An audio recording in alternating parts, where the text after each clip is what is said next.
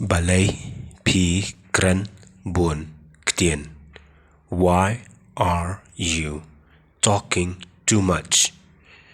Namar ngayos ngau sir kentay.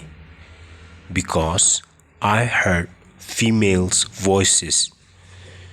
P le ayu but ki kentay. What are you doing with females?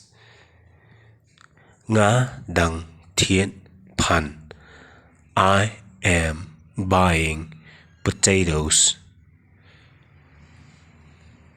Tien peleng ru ma. Buy eggs also, okay?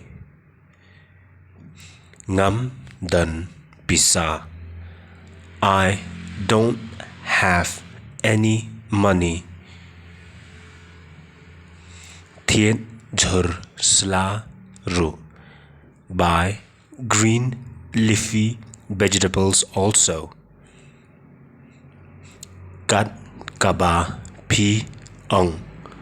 Whatever you say. Bu na ya ka phone.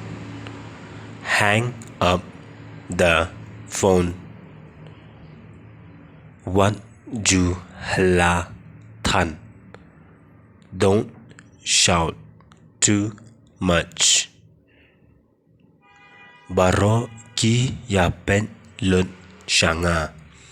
Everyone are looking at me. I ba kin pen ya pi.